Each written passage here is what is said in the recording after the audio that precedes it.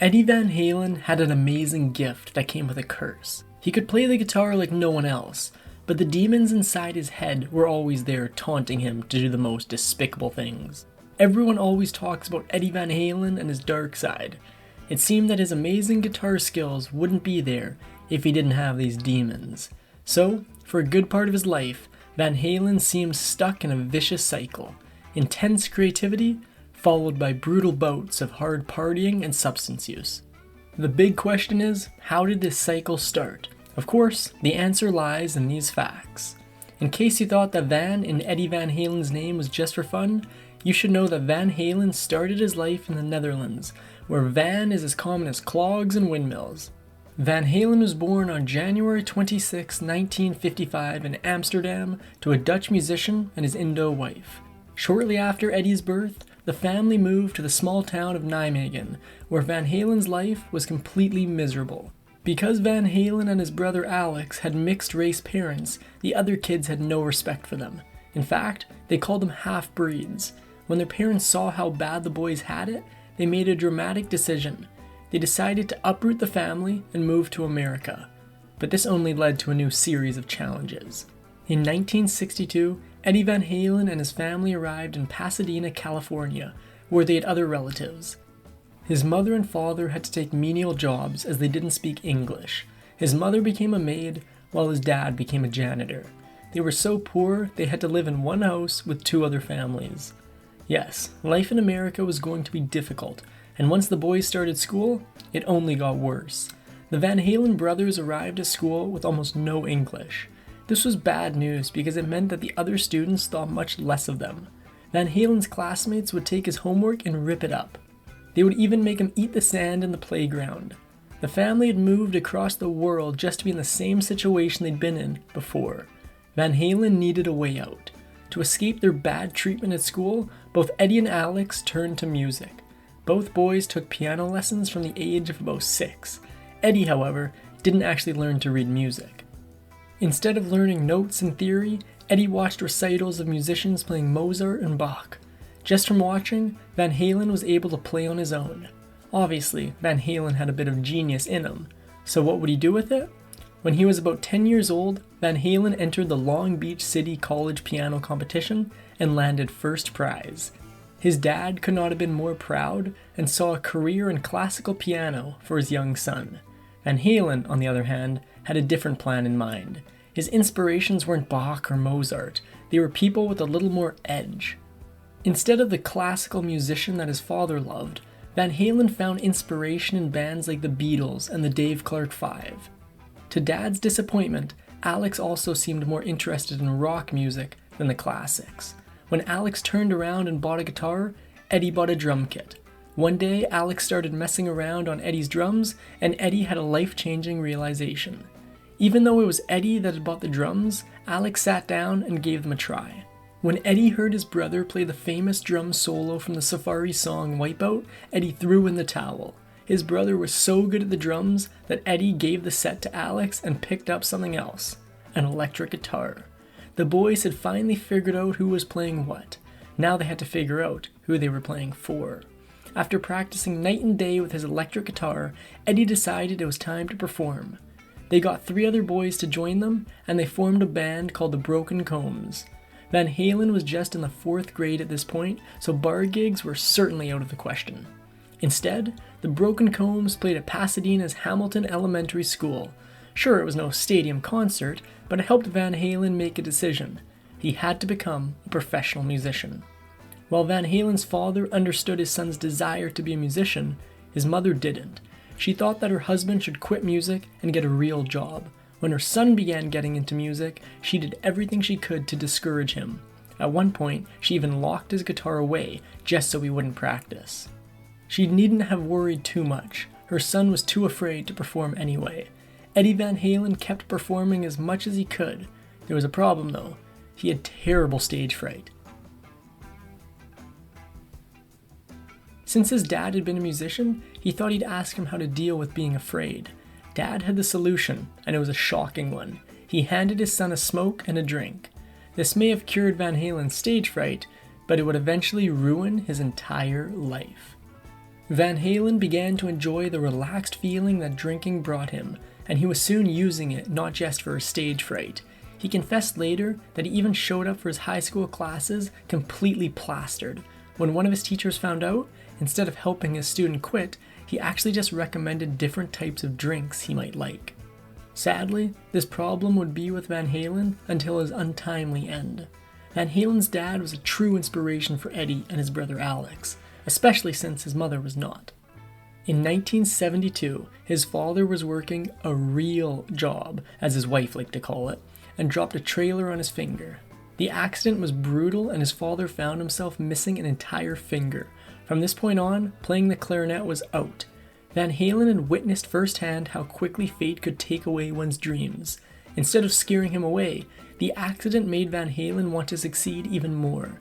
Van Halen spent the next years honing his craft and finding inspiration in more and more bands. During that time, he was into bands like Cream and Led Zeppelin. In 1972, Van Halen and his brother were ready for their first adult band. They called it Mammoth, but they were short just one thing: a flamboyant lead singer. Luckily, they knew a guy from another band who was looking for a move. His name was David Lee Roth.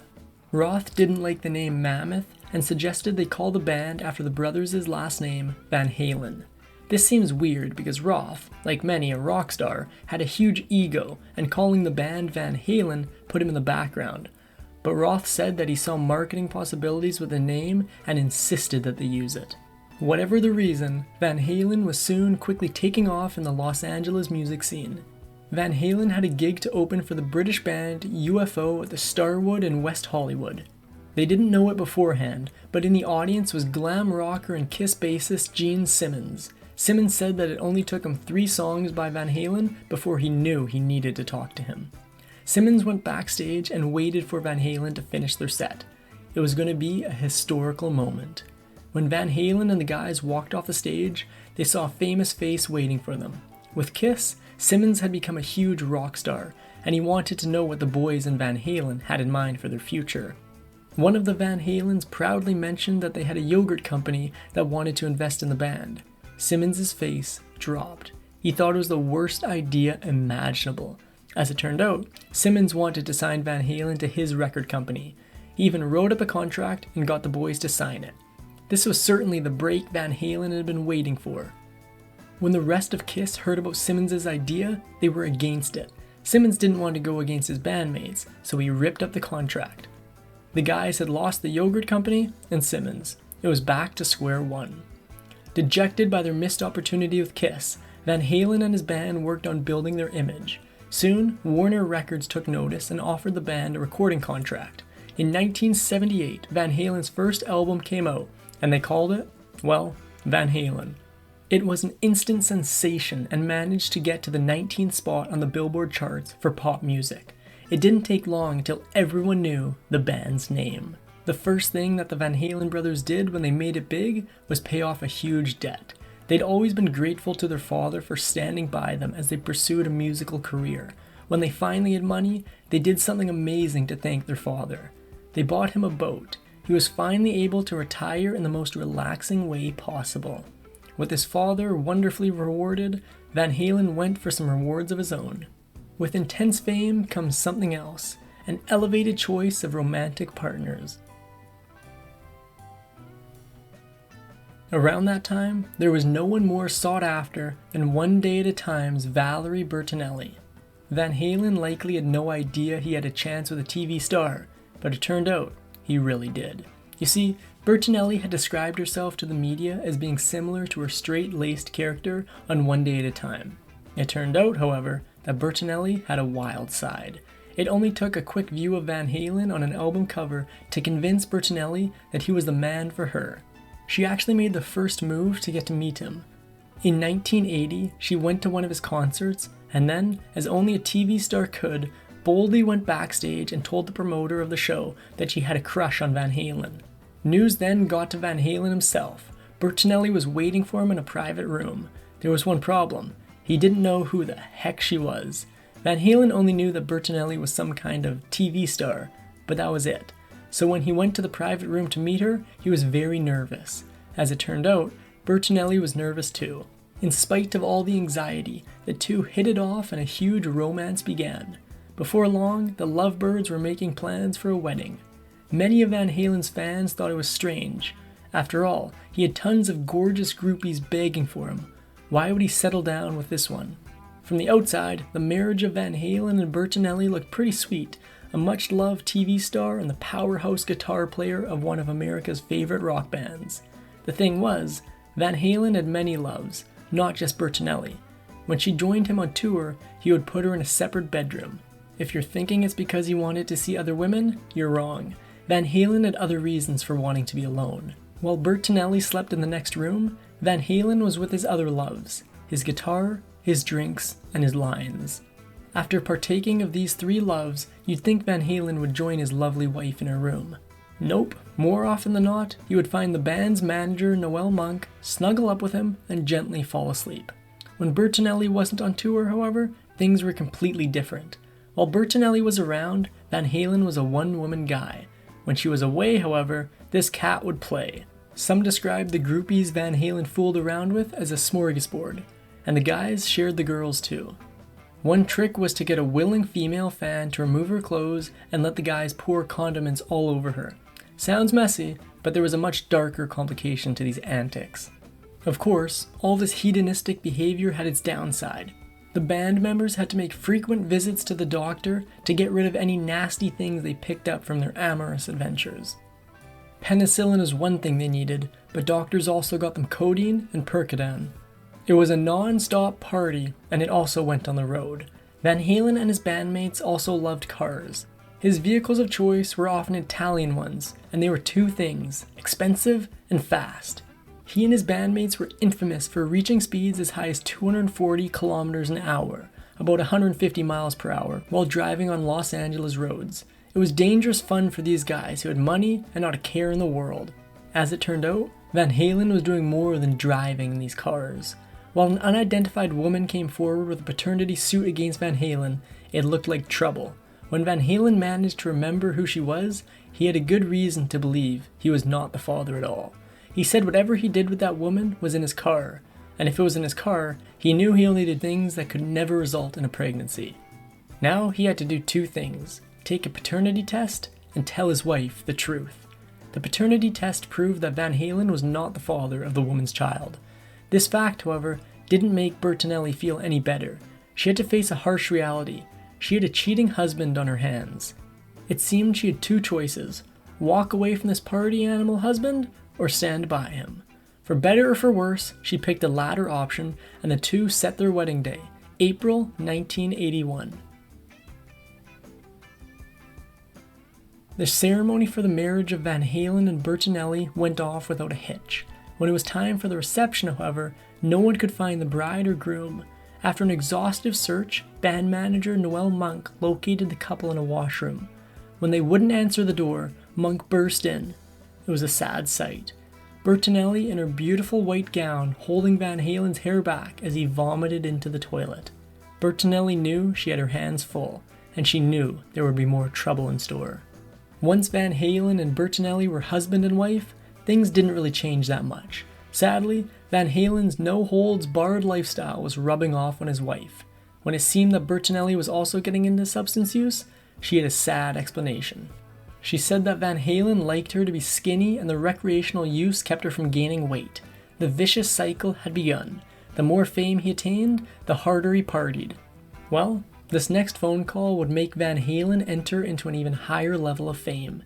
In 1982, Van Halen picked up the phone and was soon on the verge of hanging up. You see, he assumed the person on the line, who said his name was acclaimed music producer Quincy Jones, was a prankster. When he realized that it was really Jones, Van Halen listened carefully. It turned out the Who's guitarist Pete Townsend had recommended Van Halen for a job. It wasn't just any job, it was with the king of pop. Michael Jackson had decided to add a rock song to his latest pop album, and he wanted a genuine hard rock guitar solo in the middle of the song. This would Beat It, and Van Halen quickly got to work on providing a guitar solo. Before Van Halen knew what he was doing, he had made some very big changes to the original song, which Jackson had written himself. When Van Halen was ready to let Jackson hear it, he was terrified what the response would be. Not only was Jackson thrilled with the changes Van Halen had made, he was genuinely touched that Van Halen would care enough to make those changes. Van Halen later said that working with Jackson was one of his fondest memories. Well, I hope Van Halen was happy with his fond memories, because he got nothing else from Beat It. Van Halen was so pleased while working with Michael Jackson that he refused to accept any payment for his work. While that is a hugely kind gesture, it was also a financially stupid one. Beat It reached the #1 spot on the Billboard Hot 100 and stayed there for 3 weeks. It sold over 11 million copies around the world and is one of the best-selling singles of all time. And to add insult to injury, the album that contained Beat It would go on to bump Van Halen's album from the #1 spot down to #2. The upside to recording with Michael Jackson? More and more fame. The downside? What the fame made him do. Being featured on a Michael Jackson song meant a whole new audience for Van Halen. His concerts were getting bigger and more outrageous. To his fans, Van Halen seemed to have boundless energy. Well, I wouldn't say it was from a very natural source. If you looked in his onstage amplifier cabinet, you'd see line after line of white powder just waiting for him. Van Halen was getting more and more out of control, and it was starting to affect his performance. At one concert, Van Halen was about to go on stage when an aide noticed something strange about him. His face and chest were all marked up. The mess turned out to be from a Sharpie pen. The aide quickly helped remove the pen marks, and Van Halen went on to do his job. Van Halen was clearly out of control, and so was his spending. Yes, Van Halen was one of the biggest bands in America, but somehow the members weren't making much money. It turned out that the contract they got from Warner Brothers stank. Manager Noel Monk marched up to Warner Brothers and started a negotiation. Monk knew what he was doing, and suddenly, Van Halen and the boys were rich. Sadly, even with this increase in income, Van Halen struggled with finances. They were constantly trashing hotel rooms, and in one case, a limo. All this and their constant substance abuse added up. They were somehow spending more than they were earning. As far as the fans were concerned, things were going great with Van Halen the band, but with the man, not so much. You see, he wasn't getting along very well with lead singer David Lee Roth. In fact, during one argument, Van Halen threw something at Roth's head, a glass bowl full of guacamole. Van Halen had enough and he went looking for a solution. Van Halen's solution to his issues with Roth was to quit the band. His plan was to leave Van Halen and join another band, Kiss. Van Halen had stayed chummy with Gene Simmons, and he approached Simmons with the idea to join Kiss. As it turned out, Ace Frehley was about to quit Kiss, so they did need a new guitar player.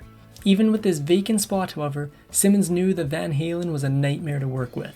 He told a disappointed Van Halen, no. Sadly, Van Halen had to return to the band he hated playing with.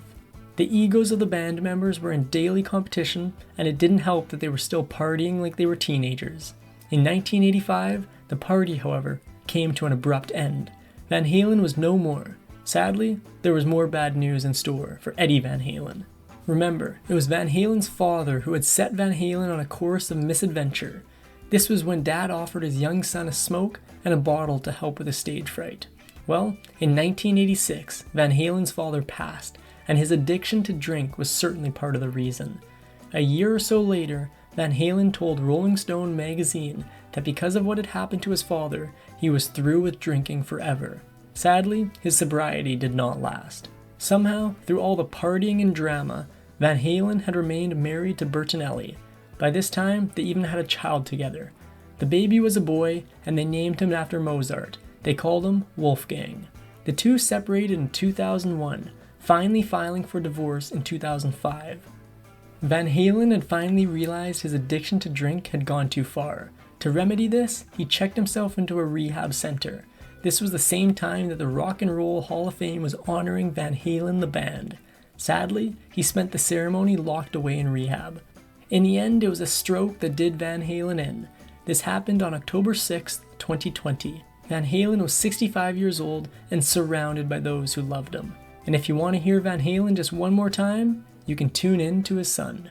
Wolfgang Van Halen has his own band, which he named in memory of his father's first band. He called it Mammoth WVH. That is going to bring us to the end of the video on Eddie Van Halen. If you enjoyed the video, leave a like rating, subscribe for more, comment below, and Factinate will be back with a brand new video very soon.